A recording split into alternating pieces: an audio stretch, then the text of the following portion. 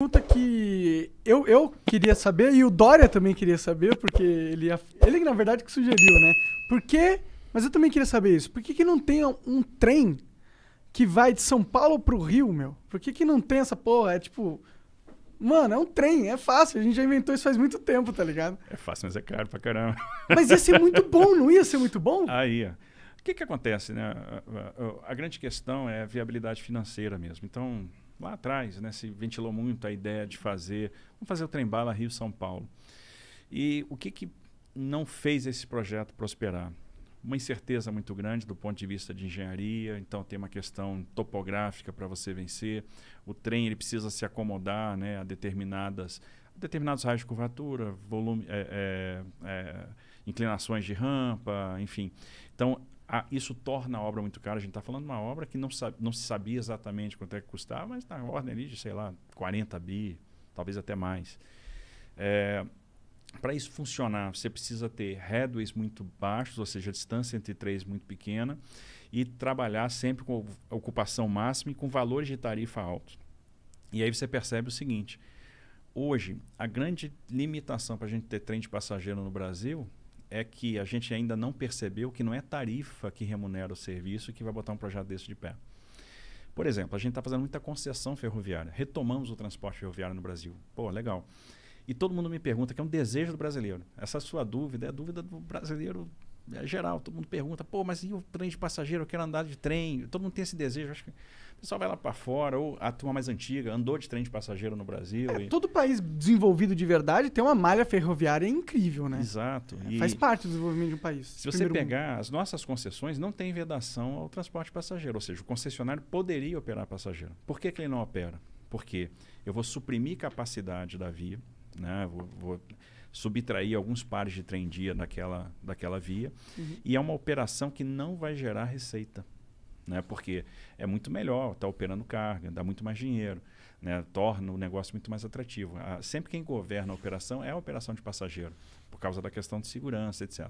Existe um trem de carga que vai de São Paulo para o Rio? Existe. Ah, existe? Existe. Existe a linha da MRS que faz Rio de Janeiro-São Paulo. Entendi. Então, o que a gente precisa para dar esse passo na direção do trem de passageiros? Perceber que as operações, e uma coisa que o americano percebeu no século XIX, que as operações de passageiro vão ficar de pé a partir do momento que a gente aprender a explorar as receitas acessórias, que a gente conjugar operações de real estate, operações imobiliárias com a exploração da linha. Entendi. E esse passo pode ser dado a partir do momento que a gente aprovar ou mudar o nosso marco legal e trazer as autorizações para o nosso transporte ferroviário. O que é isso? Hoje, fazer ferrovia no Brasil é uma exclusividade do Estado, o que não faz o menor sentido, cá para nós. A gente já venceu essa barreira nos portos. Hoje, se um empreendedor quer tomar um risco de engenharia, quer fazer um terminal privado, ele vai lá, pede para fazer um investimento, ele demonstra que tem posse da área, que tem fruição da área, que tem condição de licenciar e financiar aquele investimento, ele vai lá e faz, toma o risco. A gente deu essa virada de chave em 93, com a nova lei dos portos, e em 2003 nós demos outra virada de chave importante, que foi, olha, o porto privado vai poder também operar carga de terceiro e não só carga própria. Foi um boom. O que acontece? Hoje, 2/3 da carga movimentada nos portos brasileiros é movimentada em terminais privados. Os terminais privados superaram em muito os portos públicos. Que legal, isso é da hora. Então, isso é muito bacana. E aí, a mesma coisa, esse mesmo passo a gente tem que dar no transporte ferroviário. Por exemplo, se o cara quer tomar risco de engenharia e ele tem um plano de negócio, às vezes, bilionário, por que ele não pode fazer a ferrovia dele? Vou dar um exemplo. Nós temos papeleiras, indústrias de celulose do Mato Grosso do Sul, com investimentos de 15 bi, 10 bi. Por que o cara não pode usar 2,5 bi e recuperar a Malha Oeste e fazer o transporte dele de ferrovia para o Porto de Santos? Que a logística de celulose do Mato Grosso do Sul para Santos é de caminhão. Ou por que ele não pode fazer um ramal de Aparecida do Taboado, onde ela vai se conectar com a Malha Paulista até Três Lagoas? Isso assim, a gente está falando de um ramal de 1 bilhão e pouco.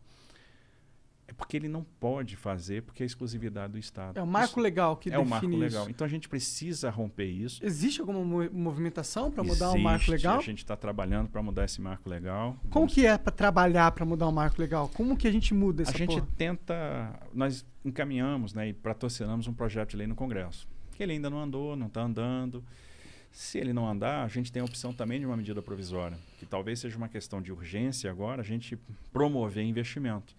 Eu acho que uma das soluções para a pandemia é a gente jogar investimento, porque o nosso desafio a partir de agora vai ser gerar emprego. Com certeza. Então, quanto mais investimento, mais emprego, e é uma forma de a gente dar esse passo. No século XIX, de 1854 a 1913, nós tivemos um boom ferroviário no Brasil, com ferrovias autorizadas, todas privadas.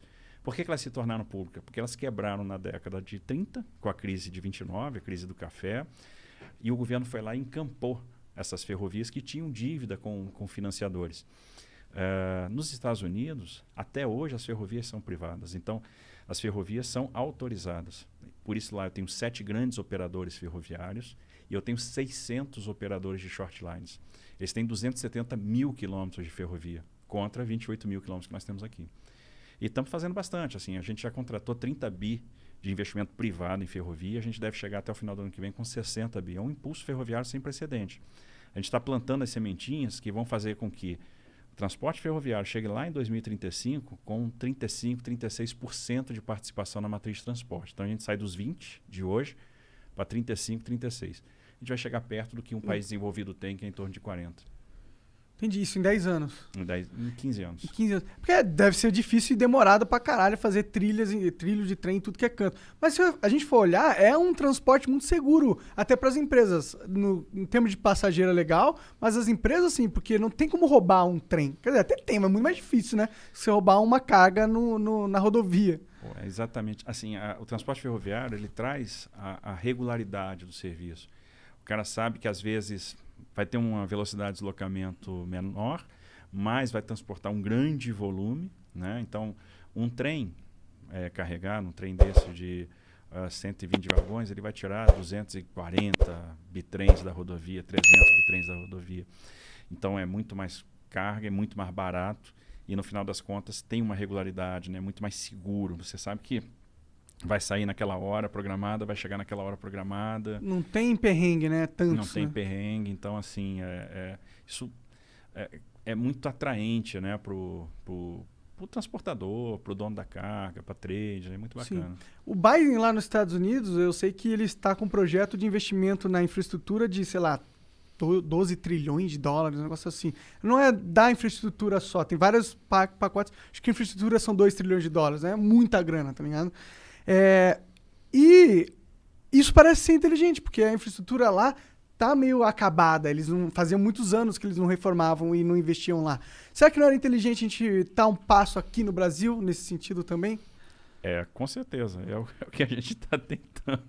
A grande questão, assim, o americano tem uma vantagem em relação a nós, que é a política monetária ilimitada, né? Pode emitir sem gerar muita pressão inflacionária. Eles vão sofrer com um pouquinho de inflação agora, que é uma coisa inusitada. Se você pensasse em 2019, se algum país desenvolvido ia ter uma inflação acima de 1,5% ao ano, a resposta ia ser, não, impossível. E eles vão lá, sei lá, ter 2,5%, 3%, que é uma coisa, para o padrão americano, impensável. A gente aqui não tem esse mesmo fôlego. Então, nós temos duas coisas. Uma, eu tenho que ser responsável do ponto de vista fiscal para sinalizar para o investidor que eu tenho um compromisso com solvência. Se a relação dívida-PIB estoura, eu passo para o investidor uma ideia de que o Brasil vai ficar insolvente, vai dar calote, todo mundo foge daqui. E a segunda coisa, eu tenho que trazer investimento privado. E aí é exatamente onde a gente está trabalhando. Vou fazer uma soma rápida aqui. A gente pensa assim nos trilhões lá de fora, fica com uma inveja danada. Eu confesso que eu fico também, tá? Fico doido para ver uns trilhões desses também. Mas vamos lá. A gente fez até agora 71 leilões de ativos de infraestrutura, né? Transferimos 71 ativos para iniciativa privada. Assinamos 96 contratos de adesão para terminais privados. Então, os leilões que nós fizemos, em torno de 75 bi de investimento contratado. Mais os arrendamentos portuários e os contratos de adesão, uns 12 bi de investimentos em portos. Agora, no segundo semestre, a gente começa uma temporada de grandes leilões. Vamos fazer de novo o leilão da rodovia Presidente Dutra, aí são 15 bi de investimento, 381 Minas, 262 Espírito Santo, são 7 bi de investimento. Aí nós vamos para... No início do ano que vem, a gente faz os 6 lotes de rodovias do Paraná, 44 bi de investimento. Tem Ferrogrão, são mais 12 bi de investimento. Porto de Santos, aí são 10 bi de investimentos. tem Porto do Espírito Santo, e aí mais os aeroportos da 7ª rodada. Então tem um monte de coisa. A gente vai chegar no final do ano que vem com 250 bilhões de investimento contratados em infraestrutura de transportes. Beleza. Aí vamos pegar óleo e gás. Tem nada que gere tanto investimento quanto a indústria do óleo e gás e com tanta capacidade de irradiação para outras indústrias. Que, por exemplo, quando a gente faz uma licitação, um leilão de petróleo, como a gente vai fazer no final do ano, CEP e Atapu, são 2 campos grandes do excedente da seção onerosa, né, que deixaram de ser licitados há um tempo atrás, em 2019, quando a gente fez aquele grande leilão de 70 bi, a gente gera investimento na indústria da construção naval, a gente gera investimento em toda a cadeia offshore, então é um negócio bacana. O que a gente tem contratado hoje, talvez a gente esteja batendo aí quase beirando, tocando os 500 bilhões de reais de investimento. Pô, é um número expressivo. Expressivo. Aí vem saneamento básico. Aprovamos o marco legal do saneamento. Começamos a fazer os primeiros leilões de saneamento. Leilão da Casal lá em Alagoas, né, do sistema de coleta, distribuição, tratamento de água, coleta e tratamento de esgoto da região metropolitana de Maceió. Cariacica, aí veio o grande leilão, que foi o da SEDAI.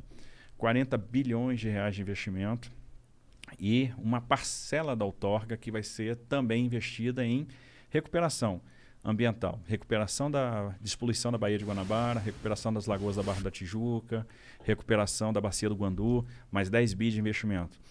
Quando a gente vai somando o potencial de saneamento, do óleo e gás, de transportes, a gente vai começar, mais do que vem em linha de transmissão, leilões de geração de energia, muito hoje focadas na eólica e na solar e tal, a gente fácil vai tocar um tri.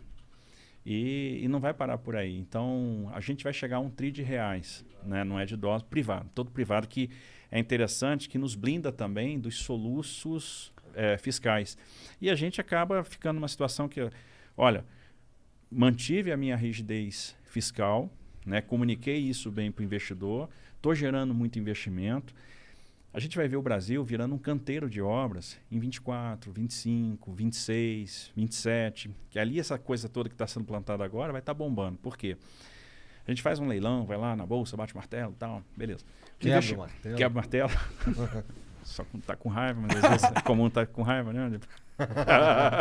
Mas não deve ser uma vida fácil, né? Não, eu tava brincando aqui com o Igor, dizendo o seguinte, jogar Pitfall. E aí a galera mais antiga aí que jogou Atari vai lembrar. Fazer infraestrutura no Brasil, tem que pular um jacaré, tá ligado? Fazer umas paradas sinistras. Você passa por cima do tronco bobo, pula na cabeça do jacaré, pega uns cipós. Pô, o negócio não é brincadeira não. Tem que ter resiliência, né? A gente é resiliente, é animado, tem fé, gosta da parada e tal. Então, quando você faz o leilão, você tem um tempo para assinar o contrato. Esse tempo leva uns 4 meses, que o cara tem que montar uma sociedade de propósito específico, né? Montar uma empresa, aportar garantia, tal, tem aquela burocracia toda, assina um contrato. Aí ele entra numa fase onde ele vai fazer projeto de engenharia, ele vai licenciar aquele empreendimento, né, ambientalmente, e mais importante, ele vai obter funding, porque para fazer tanto investimento, ele vai atrás da operação de crédito. Em uma operação de crédito de grande porte, uma operação de crédito bilionário, uma emissão de debêntures, vai levar 8 meses, um ano e 2 meses. Então ele leva um tempo para estar com a grana. Então a gente não traz esse investimento logo para o início, porque sabe que vai, no final das contas, botar uma faca no pescoço do investidor. Então tem que dar um tempo para que isso transcorra naturalmente. Então você tem uma fase de serviços iniciais, depois o investimento pesado ele começa. Por isso que eu digo, 24, 25, 26 nós vamos estar voando.